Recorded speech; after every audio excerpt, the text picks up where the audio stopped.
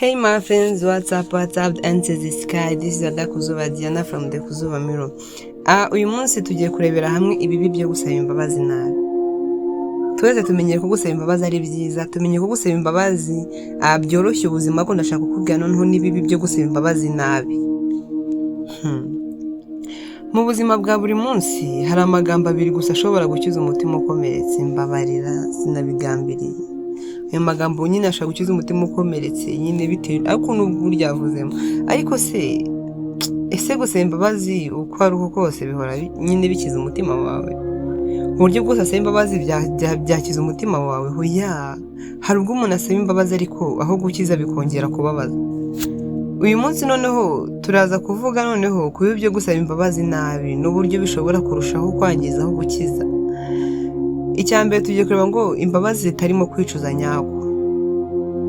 Ijambo rimeze nka niba narakubabaje mbabarire. Ni nko kuvuga ngo sinemera ko nagukoshereje, ariko niba ubabaye witurize nyine mbabarire, nta kundi. Izo si imbabazi nyazo, ni amagambo apfundikiye atuzuye kandi atagira umutima w'ukuri. Icya kabiri ni imbabazi zishingiye ku bwoba cyangwa igitutu. Abantu bavuga imbabazi kuko babuze amahitamo, kuko bashaka gukomeza gukundwa cyangwa kuko bashaka kugaragara neza. Izo ni fear cyangwa se fear based apologies. Si imbabazi n'ubwo bwambaye amagambo gusa, nta mbabazi zirimo. Ni ukuvuga ngo ufite ubwoba ko ushaka ukabwambika amagambo nta bikorwa. Icya gatatu ni ugusaba imbabazi ugashyira undi muntu mu majwi. Urugero ukavuga ngo mbabarira, ariko nawe ntiwari ukwiye kumbwira biriya. Aha si imbabazi, ni intambara isanzwe. Iyo usabye imbabazi ntushyira undi muntu mu majwi, wemera uruhare rwawe ukarutwaza mu kuri.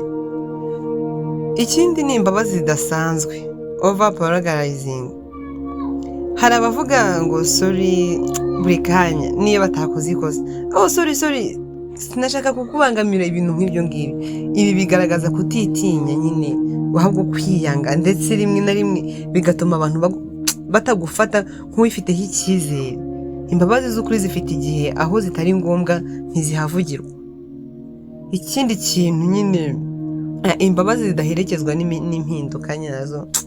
Mbabarira sinzongera, ariko buri cyumweru ukagaruka kuri cya kintu nyine wakoze, cyangwa se buri munsi ugahora mbabarira sinzongera. Izo mbabazi ntabwo ziba zifite impinduka.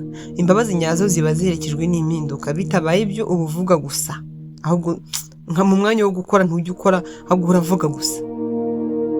Noneho hari n'imbabazi z'akarimi keza, manipulation. Hari abantu baba bashaka gusaba imbabazi kugira ngo bahumure, bagume mu rukundo, nyine bakiri ibihombo bahuye nabyo. Abo ntabwo baba bicujije, baba barimo gukoresha imbabazi nk'igikoresho. Ni nko kuryoshya uburozi ngo uryohereze urimo umuntu urimo urakomeretsa nyine. None se ubundi imbabazi nziza zatangwa gute? Niba nyine ukeneye gutanga imbabazi, guhabwa imbabazi nziza, n'ubu buryo wabigenzamo. Icyambere uvuga ibyo wakoze mu buryo bweruye: narakubabaje. Ikindi wemera uburibwe wateje.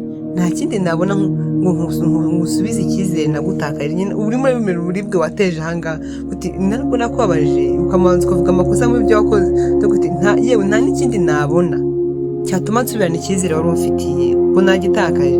Ubundi wirinde no kwisobanura cyane, utabajijwe. Wihatire wowe kumva, ahubwo ntuvuge byinshi, kuko umuntu wo kwisobanura ashobora kuba atanabikunda. Ushobora no kuba waramurakaje atumva agikeneye kuguha umwanya. Wirinde kwisobanura, ahubwo nakubaza uvuge ibyo akubajije we, uvuge umugambi w'impinduka. Nangiye kwiga gutega amatwi neza kandi nzagerageza guhinduka. Urimo muyubwira ko nyine ufite gahunda, ariko apana ngo mbabarira buri kanya. Ntangiye kwiga gutega amatwi neza, ndetse nangiye kwigira ku makosa nakoze. I promise you ko nzahinduka. Urimo asaba imbabazi neza. Ikindi kandi uharanira imbabazi zidategereje kuzishyurwa. Yego, nubwo utakwemererwa, ni igikorwa cyiza cyo kwegera ukuri, nubwo atakubabarira, basi wowe wagerageje. Imbabazi si amagambo, ni umutima, ni icyemezo, ni igikorwa cyiza cyangwa gisenya.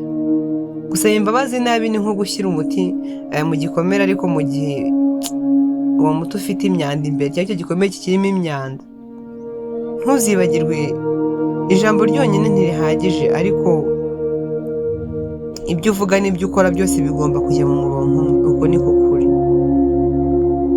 Ntugire gukanda subscribe kuri iyi channel yacu ya The Kuzuba Mirror.